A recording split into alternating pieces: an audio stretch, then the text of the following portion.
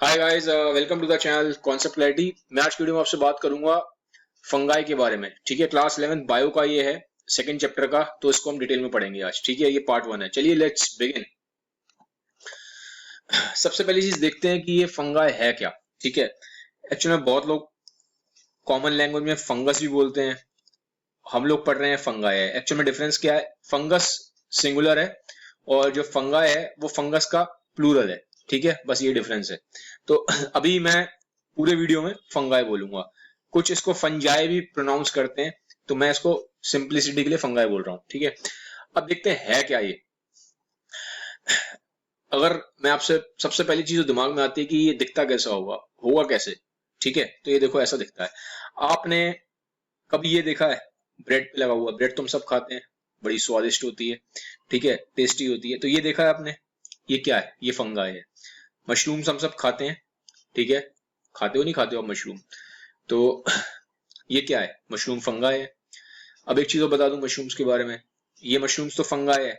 ठीक है, ये मशरूम्स हमारे लिए अच्छे भी होते हैं, हेल्दी भी होते हैं, न्यूट्रिशियस भी होते हैं, बट कुछ मशरूम्स ऐसे होते हैं जो टॉक्सिक होते हैं, जो पॉइजनस होते हैं, जिसको खाने से आपकी डेथ भी हो सकती है। ठीक है, तो मशरूम क्या है, मशरूम फंगाई है। ये ब्रेड पे लगी हुई ये मोल्ड है।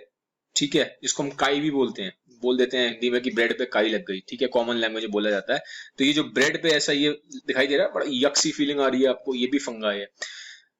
ये देखो, ये ब्रेड बनाने में ना, जब ब्रेड को बनाते हैं तो एक इसमें फंगाई यूज होता है, यीस्ट। ठीक है, जिससे ब्रेड फूलती है। ब्रेड फूलती है ना, फूलती है। ठीक है, तो ये देखो ये फूल रही है, आप देख रहे हो ब्रेड कैसे थी और फूल गई एकदम। तो ये फूल कैसे रही है, ये भी एक फंगाई की वजह से फूल रही है, जिसको हम बोलते हैं यीस्ट। ठीक है, इसको बेकर्स यीस्ट भी बोला जाता है। तो ये सब जो चीजें मैंने आपको दिखाई है, ये सब फंगाई है।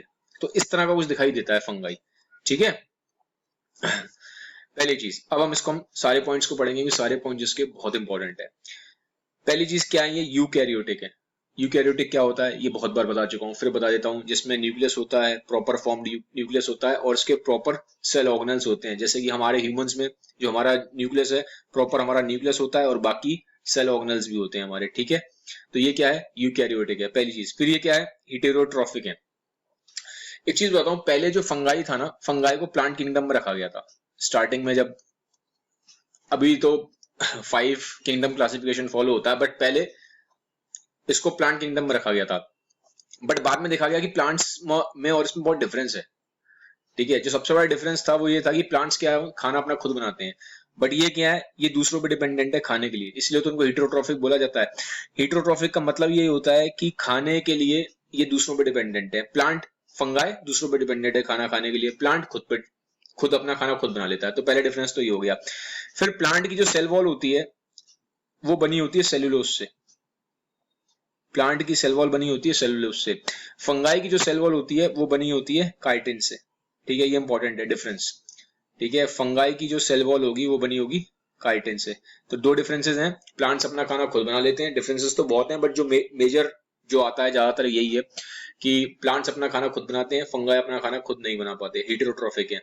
सेकंड होता है कि जो प्लांट्स हैं उनकी सेल वॉल बनी है सेलुलोज से, और जो फंगाई है उसकी सेल वॉल बनी है काइटिन से। ये बहुत इंपॉर्टेंट है। ठीक है, सेल वॉल किससे बनी है ये याद रखना।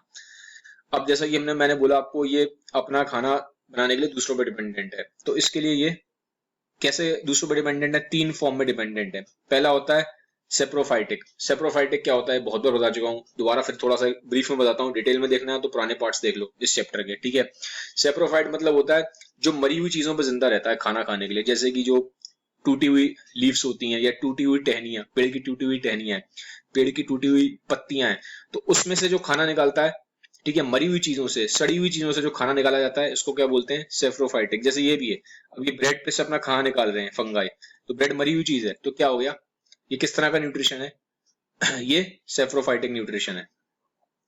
फिर होता है पैरासिटिक। पैरासिटिक क्या होता है कि जैसे आपके बालों में जुएं लगी हैं, ठीक है, तो पैरासिटिक का मतलब होता है जब किसी जिंदा चीज पे रह के वो ऑर्गेनिज्म अपना फूड निकाले। जैसे कि लाइज है, आपकी जुएं हैं, जुएं क्या करती हैं, आप जिंदा हो, आपके ऊपर रहती हैं, वो खाना निकाल लेती हैं। ठीक है, जैसे आपके पेट में कीड़े रहते हैं, ठीक है, वॉर्म्स पड़ते हैं, तो वॉर्म्स किस तरह का है, वॉर्म्स आपके पेट में से सारा न्यूट्रिशन चूसते रहते हैं। ठीक है, तो ये पैरासिटिक न्यूट्रिशन होता है, लिविंग चीज के ऊपर जब कोई चीज रहती है और उससे अपना खाना निकालती है, इसको हम बोलते हैं पैरासिटिक न्यूट्रिशन। ठीक है, तो ये एक तो हो गया सेप्रोफाइटिक, दूसरा हो गया पैरासिटिक, तीसरा फॉर्म ऑफ कैसा इनका है वो है सिम्बायोटिक। अब सिम्बायोटिक क्या होता है? सिम्बायोटिक का मतलब होता है कि तेरा भी ठीक हो जाए काम और मेरा भी काम ठीक हो जाए। जैसे कि समझ लो हम बच्चे एग्जाम में चीटिंग करते हैं, तो कैसे करते हैं? यार तू मुझे हिस्ट्री के पेपर में दिखा दियो, मैं तेरे को केमिस्ट्री के पेपर में दिखा दूंगा, तो क्या हो गया, दोनों का बेनिफिट हो रहा है। ठीक है, तो ये क्या हो गया, सिम्बायोटिक। अब ऐसे ही इनका भी होता है। इसका एक बहुत अच्छा एग्जाम्पल है, ये देखो, ये लाइकेन का एग्जाम्पल, ये बहुत इंपॉर्टेंट है लाइकेन। ये देख रहे हो, ये हरी हरी सारा दिखाई दे रहा है, ये लाइकेन है। अब ये है क्या लाइकेन? देखो, लाइकेन बनता है फंगाई और एल्गी के कॉम्बिनेशन से। लाइकेन क्या है? फंगाई और एल्गी के कॉम्बिनेशन से बना है। ये दिखाई दे रहा है ना सारा। अब ये कैसा है, सिम्बायोटिक कैसे है? देखो, एल्गी अपना खाना खुद बना लेती है। ठीक है, एल्गी अपना खाना खुद बना लेती है, तो एल्गी तो देती है फंगाई को फूड, और फंगाई इसको प्रोटेक्शन देता है। फंगाई इसको प्रोटेक्शन देता है। प्रोटेक्शन कैसे देता है? जो यूवी रेज आती है ना सन से, वो बहुत थोड़े डैमेजिंग भी होती हैं, तो जो फंगाई होता है वो एल्गी के अराउंड एक प्रोटेक्टिव लेयर बना लेता है, तो उसको प्रोटेक्ट करता है। एल्गी फूड दे रहा है, फंगाई इसको प्रोटेक्शन दे रहा है, तो दोनों का भला हो रहा है, दोनों का बेनिफिट हो रहा है। ठीक है, तो ये लाइकेन है। ऐसे ही एक और एग्जाम्पल है आपकी बुक में, माइक्रोकोजिया है। ठीक है, हो सकता है मैं प्रोनाउंस गलत कर रहा हूँ, लेकिन ये आप ध्यान रखिएगा मेन कॉन्सेप्ट क्या है। इसमें भी क्या है, फंगाई रहता है पेड़ की रूट्स के साथ, पेड़ की रूट्स के साथ रहता है। पेड़ की जो रूट्स है ना, यहाँ पे फंगाई होता है। पेड़ फंगाई को क्या दे रहा है? खाना दे रहा है। फंगाई बदले में क्या देता है इसको? सॉइल में से वाटर और न्यूट्रिएंट्स निकाल के देता है। तो ये भी क्या हो गया, एक तरह का सिम्बायोटिक रिलेशन हो गया। ठीक है, तो ये दोनों इंपॉर्टेंट एग्जाम्पल इंपॉर्टेंट है, लाइकेन और माइक्रोकोजी। ठीक है, तो ये हमारी ये खत्म हो गया। ये तीनों जो मैंने बताया ना बड़े इंपॉर्टेंट है, ध्यान रखना इन चीजों का, स्पेशली सिम्बायोटिक वाले का। एग्जाम्पल क्या होते हैं? अच्छा देखो, मोस्टली जो है ये सारे के सारे जो फंगाई हैं कैसे हैं? ये है मल्टी सेलुलर। क्या है? मल्टी सेलुलर है। अभी तक हमने पढ़ा था जो बैक्टीरिया है मोनेरा, वो यूनिसेलुलर था। ठीक है, पढ़ा था नहीं पढ़ा था आपने? प्रोटिस्टा था, यूनिसेलुलर था। तो ये क्या है? ये मल्टी सेलुलर है। ठीक है, मेजोरिटी इनकी मल्टी सेलुलर की है, लेकिन इसमें एक एक्सेप्शन भी है, जो यीस्ट है। ठीक है, यीस्ट क्या है? यीस्ट यूनिसेलुलर है, सिंगल सेल का है। ये जो यूज हो रही है ना, ये ब्रेड बनाने में ये यीस्ट यूज हो रही है, ये यूनिसेलुलर है। तो इस पे पूछा जा सकता है कि यूनिसेलुलर, आप इसका एग्जांपल दो फंगाई का, तो आंसर आएगा यीस्ट। ठीक है, और एग्जांपल क्या है? मशरूम से मैंने आपको बता दिया, फंगाई और मॉइस्ट ब्रेड ये मैंने बता दिया। ठीक है, यीस्ट किस में काम आती है? ब्रेड बनाने में काम आती है, ये हम देख चुके हैं। और यीस्ट किस में काम आती है? यीस्ट बियर बनाने में भी काम आती है। ठीक है, बियर बनाने में भी काम आती है। अब कुछ फंगाई डिसीज भी कॉज कर देते हैं, प्लांट्स में भी एनिमल्स में भी। जैसे एग्जांपल की मैं बात करूं, डिसीज कैसे करते हैं, ये देखो, ये देख रहे हो आप, स्किन इन्फेक्शन हो जाता है, हम बोलते हैं स्किन पे हो जाता है, तो हम इसको क्या बोलते हैं? फंगल इन्फेक्शन हो गया किसी बंदे के, फंगल इन्फेक्शन। तो देखो आप बीमारी भी कॉज कर रहे हैं। ठीक है, ये बीमारी भी कॉज कर रहे हैं। एक बीमारी होती है एथलीट फुट, गूगल करना, वो भी फंगाई की वजह से ही होती है। फंगल इन्फेक्शन हो जाते हैं, स्किन पे ज्यादातर इन्फेक्शन कॉज करते हैं। तो फंगाई क्या कर सकते हैं? डिसीज कॉज कर सकते हैं, प्लांट्स में और एनिमल्स दोनों में। मिलते कहाँ हैं ये? कॉस्मोपॉलिटन है, हर जगह मिलते हैं। हवा में मिल जाएंगे, पानी में मिल जाएंगे, सॉइल में मिल जाएंगे, एनिमल्स और प्लांट्स के ऊपर मिल जाएंगे। जैसे भी मैंने बताया ना, बीमारी हो जाती है तो ये फंगाई, ठीक है, यहाँ पे प्रेजेंट है, तो हर जगह है। फिर ज्यादातर आपको वार्म और मॉइस्ट प्लेसेस में मिलेंगे। जैसे हमारी जो उंगलियां होती है ना, फिंगर्स के बीच में क्या है? ये वार्म जगह होती है, और ये क्या है? मॉइस्ट भी होती है। तो यहाँ पे काफी आप देखोगे फंगल इन्फेक्शन यहाँ पे काफी हो जाते हैं। ठीक है, तो ये देखो वार्म और मॉइस्ट प्लेसेस में रहते हैं। फिर मैंने बताया सेल वॉल इनकी काइटिन से बनी होती है, ये इंपॉर्टेंट है, इसको ध्यान रखिएगा। चलिए फिर आगे बढ़ते हैं। अच्छा, एक चीज और है, इनका बहुत एक स्ट्रॉन्ग यूज भी है। ऐसा नहीं कि फंगाई हमेशा डिसीज कॉज करते हैं, इनके बहुत सारे बेनिफिट्स भी हैं। पहला बेनिफिट तो ये ब्रेड बनाने में काम आते हैं, बियर बनाने में काम आते हैं, और एक बहुत बड़ा बेनिफिट, बहुत ही बड़ा बेनिफिट, एंटीबायोटिक्स बनाने में काम आते हैं। एंटीबायोटिक्स आपको पता नहीं कितने लोगों की जान बचाते हैं। ठीक है, इन्फेक्शन होता है ना, बैक्टीरियल इन्फेक्शन, तो पहले तो बहुत लोग मर जाते थे। ये तो एंटीबायोटिक्स की बहुत अच्छी एक, क्या बोलूंगा मैं, एक वरदान है इंसानों के लिए कि एंटीबायोटिक्स की खोज हो गई, तो अब बहुत सारे लोगों की जान बच जाती है। ठीक है, नहीं तो पहले बहुत लोगों की जान चली जाती थी जब एंटीबायोटिक्स नहीं थे। जरा सा बैक्टीरियल इन्फेक्शन हुआ, आदमी मर गया। तो जो पहली एंटीबायोटिक थी पेनिसिलिन, ये कैसे बनी थी? ये एक फंगाई से बनी थी। ठीक है, उस फंगाई का नाम था पेनिसिलियम। ठीक है, स्पेलिंग चेक कर लेना, ये एक फंगाई है। इस फंगाई की हेल्प से ही ये पहली एंटीबायोटिक बनी थी। तो ये आप देखो एंटीबायोटिक्स बनाने में काम आते हैं, ऐसा नहीं कि खराब ही करते हैं। ठीक है, ये बहुत बेनिफिट भी करते हैं। जैसे बैक्टीरिया हमने देखे थे, बैक्टीरिया सारे खराब नहीं थे, बहुत सारे बैक्टीरिया हमें जिंदा रहने के लिए भी जरूरी होते हैं, ठीक है, हमारे गट में बैक्टीरिया होते हैं, तो ऐसे ही फंगाई हैं, सारे खराब नहीं है, बहुत काम के भी हैं। अब थोड़ा स्ट्रक्चर देख लेते हैं, इनका स्ट्रक्चर कैसा है, स्ट्रक्चर की बात करता हूँ। अब स्ट्रक्चर में लोग इसके बहुत कंफ्यूज हो जाते हैं, ठीक है, बच्चे काफी कंफ्यूज रहते हैं। स्ट्रक्चर थोड़ा ध्यान से समझना आप, क्योंकि स्ट्रक्चर ठीक से समझोगे ना तो आगे जब इसका सेक्सुअल रिप्रोडक्शन समझने जाओगे, क्योंकि इसका जब रिप्रोडक्शन समझेंगे, इसके टाइप समझेंगे, अगर आपने इस ठीक से स्ट्रक्चर नहीं समझा तो आप इसके टाइप्स वो सब समझ नहीं पाओगे। स्ट्रक्चर ढंग से समझो, थोड़ा ध्यान दो। ये क्या है समझ लो, एक फंगाई है, मशरूम दिख रहा है आपको, ठीक है, मशरूम जैसा दिख रहा है। अब क्या हो रहा है, ये इसमें स्ट्रक्चर इसका कैसा है, स्ट्रक्चर की बात करूं तो ये देखो, पहली चीज तो जो फिलामेंट टाइप, जैसे धागे धागे से नहीं होते, धागे धागे से, ये धागे धागे से दिखाई दे रहे हैं। अगर मैं इस सिंगल धागे को निकाल लूं, एक सिंगल धागे को निकाल लूं, तो इस सिंगल धागे को मैं बोलूंगा हाइफे। इस सिंगल धागे को क्या बोलूंगा मैं, इस सिंगल धागे को मैं बोलूंगा हाइफे। और इस सिंगल धागे अगर ये बहुत सारे मिल जाएं आपस में, एक नेटवर्क सा बना लें, तो इसे क्या बोलते हैं, माइसीलियम। क्या बोलते हैं, माइसीलियम। जब ये इसको अगर मैं सिर्फ एक को निकाल लूं तो क्या बोलेंगे, हाइफे। लेकिन ये जब ये ऐसे हजारों की तादाद में जुड़ जाते हैं तो क्या बनते हैं, माइसीलियम। तो माइसीलियम क्या है, ग्रुप ऑफ हाइफे। समझ गए, सिंपल एज दैट। अब देखो ये वाली जो पूरी चीज है, ये क्या है, जमीन से जो ऊपर है वो है फ्रूटिंग बॉडी। ज्यादातर आपको जो हाइफे और माइसीलियम बनेंगे वो मिलेंगे बुक्स वगैरह में लिखा हुआ कि ये ग्राउंड के अंदर होते हैं। जो माइसीलियम है ना पूरा ये ग्राउंड के अंदर होता है, अंडरग्राउंड होता है। ग्राउंड के ऊपर होती है फ्रूटिंग बॉडी, ये दिखाई दे रही है आपको, ये पूरी फ्रूटिंग बॉडी है, जमीन के ऊपर है, ठीक है।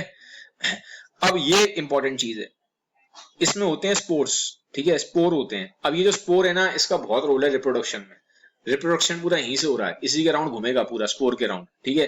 तो ये यहाँ पे होता है पूरा आपका, इस एरिया में पूरा स्पोर्स होते हैं, यही रिप्रोडक्शन में पूरा रोल प्ले करते हैं। देख रहे हो यहाँ पे स्पोर्स होंगे, spore like spore producing structure, यहीं से स्पोर, पूरा हिसाब यहीं से चलेगा गेम का, ठीक है। तो ये वाला पोर्शन काफी इंपॉर्टेंट है, इससे फ्रूटिंग बॉडी बोला जाता है। तो एक बेसिक आइडिया आपको अब लग गया होगा कि स्ट्रक्चर है क्या, ठीक है। अब जो उसकी हाइफा है, ये जैसे मैंने अभी आपको बताया था, ये जो स्ट्रक्चर है, सिंगल स्ट्रक्चर जो धागे धागे से, एक सिंगल धागा, ठीक है, सिंगल धागे को हमने हाइफे बोला है। अब इसके टाइप्स होते हैं, इसके टाइप के हिसाब से आपकी बुक के हिसाब से ये दो में डिवाइडेड है। हाइफे के दो टाइप्स हैं, दो में डिवाइडेड है। देखो मैंने आपको क्या बोला था, ये मल्टी सेलुलर है, इसमें बहुत फंगाई क्या है आपका, मेनली ये फंगाई सारी क्या है, मल्टी सेलुलर है। यीस्ट एक एक्सेप्शन है, बाकी क्या है, मल्टी सेलुलर है। तो जब ये मल्टी सेलुलर है तो कैसे मल्टी सेलुलर है, देखो ये एक हाइफे ले लिया मैंने, ठीक है, मैंने एक हाइफे लिया। हाइफे के दो टाइप्स होते हैं, ये हम टाइप्स ऑफ हाइफे पढ़ रहे हैं, ठीक है, टाइप्स ऑफ हाइफे पढ़ रहे हैं। पहला हाइफे टाइप ये रहा, सेकंड हाइफे ये रहा। अब क्योंकि ये मल्टी सेलुलर है तो देखो कैसे, ये हाइफे है, ये हाइफे ही तो है, ये देखो ये है, मैंने इसको निकाल लिया एक पतले से धागे को। इस पतले से धागे को अगर मैं निकालूंगा तो ऐसे ही तो नहीं रहेगा जब बनाऊंगा, ये ठीक है, तो हाइफे है।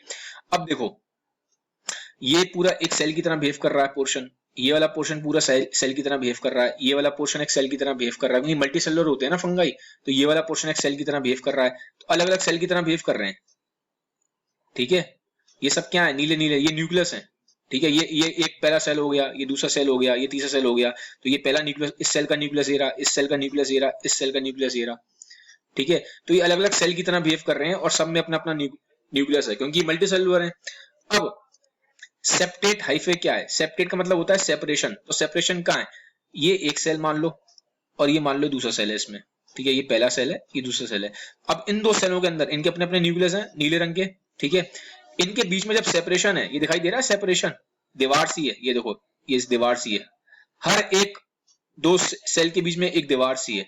जब सेपरेशन प्रेजेंट है तो हम इसे बोलेंगे सेप्टेट हाइफे। अब इस वाले में देखो, उसमें न्यूक्लियस तो बहुत सारे हैं बट कोई भी इसमें दीवार नहीं है। जैसे यहाँ दीवार है ना, ये रही दीवार, ये रही एक दीवार, सेपरेशन है, तो यहाँ पे कोई सेपरेशन नहीं है, यहाँ सेपरेशन एब्सेंट है, तो उसे बोलते हैं स्काइनोसाइटिक हाइफा। और ये जिसमें तो सिंपल सेपरेशन प्रेजेंट है तो ये सेप्टेट हाइफा हो गया। तो दो तरह की हाइफा है, पूछे जा सकते हैं, इसलिए आपको पता होना चाहिए कैसे, बेस्ड ऑन द स्ट्रक्चर। अब हम बात करते हैं रिप्रोडक्शन की। देखो जो फंगाई है, फंगाई में दो तरह के रिप्रोडक्शन होते हैं, एक होता है सेक्सुअल और एक होता है एसेक्सुअल, ठीक है। एसेक्सुअल को वेजिटेटिव टाइप भी बोला जाता है। तो अभी हम इसके बारे में पढ़ेंगे, ठीक है, ये हम नेक्स्ट वीडियो में पढ़ेंगे, ये वाला हम नेक्स्ट वीडियो में पढ़ेंगे सेक्सुअल के बारे में, क्योंकि ये काफी लंबा है, इसमें टाइम लगेगा। तो पहले हम ये पढ़ लेते हैं, इजी है, ठीक है। एसेक्सुअल का मतलब क्या है, एसेक्सुअल जहां पे हमें मेल फीमेल की जरूरत नहीं है, सिंपल एज दैट। सेक्सुअल में क्या होता है, हमको मेल भी चाहिए, मेल गैमेट भी चाहिए, फीमेल गैमेट भी चाहिए। जैसे ह्यूमंस में क्या है, सेक्सुअल रिप्रोडक्शन होता है, आपको स्पर्म भी चाहिए, आपको एग भी चाहिए, ठीक है। एसेक्सुअल में क्या है, ऐसा कुछ नहीं है, ठीक है। मेल फीमेल गैमेट्स की जरूरत नहीं है कि दोनों का फ्यूजन होगा, उन सब का कोई चक्कर नहीं है। अब देख लो जरा एसेक्सुअल कैसे हो रहा है, ये तीनों कैसे हैं जो आप पढ़ रहे हैं, अब हम एसेक्सुअल पढ़ रहे हैं, एसेक्सुअल रिप्रोडक्शन इन फंगाई। तो पहला ये रहा, फ्रेगमेंटेशन बोलते हैं इसे। फ्रेगमेंटेशन क्यों बोल रहे हैं, देखो इसमें क्या ये है, तो ये टूट गया, ये टूट गया। अब ये जब टूट गया, ये लाइकन्स है, ये हाइफे है, सॉरी, ठीक है, ये क्या है, ये हाइफे है, ठीक है, ये पूरा एक हाइफे है समझ लो। अब क्या है, ये यहाँ से टूट जाएगा, ये टूट गया, फिर ऐसे ये मान लो ये टूट गया, तो ये जब टूट के ये अलग अपना एक बना लेगा, ये फिर अपना एक अलग फंगाई बना लेगा पूरा, ठीक है। तो ये क्या हुआ, एक फ्रेगमेंट टूट गया। फ्रेगमेंट क्या होता है, टुकड़ा, तो एक टुकड़ा टूट के अलग हो गया, इसलिए इस प्रोसेस को क्या बोलते हैं, फ्रेगमेंटेशन। तो ये जो एसेक्सुअल मींस का पहला है फ्रेगमेंटेशन, ठीक है। हाइफे का एक हिस्सा टूट गया, एक टुकड़ा टूट गया, ये अपने आप में एक नया बना लेगा। फिर दूसरा क्या है, बडिंग। बडिंग में क्या होता है, जैसे ये देख रहे हो आप, ये मदर सेल है, ऐसे बन जाता है बडिंग में, ये फिर क्या होगा, ये टूट जाएगा, एक टूट जाएगा, ये टूट जाएगा, जो ये अलग फिर अपना एक अलग फंगाई बना लेगा। जैसे ये वाला देखो अब नीचे, ये ऐसे है, ये बर्ड्स हैं, तो एक टाइम पे ये टूट जाएगा, ये टूट के अपना अलग फंगाई बना लेगा। तो बडिंग ये है, सिंपल है, ठीक है। फिर है फिजन। फिजन में क्या है, टूट जाता है, ये सेल है पूरा, ये बीच में टूट जाएगा, ये जैसे टूट गया तो ये एक अलग बन गया, फिर ये एक अलग बन गया, ठीक है। ये फिर अलग फंगाई बन जाएगा, ये एक अलग फंगाई बन जाएगा। बाइनरी, ये बाइनरी फिजन है, क्योंकि बाइनरी का मतलब होता है टू, तो ये दो में टूट गया है, ठीक है। फिर ये अलग फंगाई बन रहा है, ये अलग फंगाई बन रहा है, तो ये फिजन है, ठीक है। तो ये तीन हमने पढ़ लिए, फ्रेगमेंटेशन, बडिंग और बाइनरी फिजन। तो ये इसके एसेक्सुअल मींस ऑफ रिप्रोडक्शन है। तो guys asexual means of reproduction हमने खत्म किया। अगले में हम पढ़ेंगे सेक्सुअल मींस ऑफ रिप्रोडक्शन, और हम पढ़ेंगे जो उसके टाइप्स हैं, ठीक है। उसके साथ ही फंगाई को हम खत्म कर लेंगे। मोस्ट प्रॉब्ली मैं कोशिश करूंगा कि नेक्स्ट वीडियो में खत्म हो जाए, थोड़ा सा अगर लंबा जाएगा तो पार्ट 3 भी कवर अप कर देंगे। तो गाइस ये वीडियोस बनाने में बहुत मेहनत लगती है, अगर आपको वीडियोस यार अच्छे लगते हैं मेरे, तो काइंडली इसको सबके साथ शेयर जरूर करिए। Have a nice day, bye bye, take care.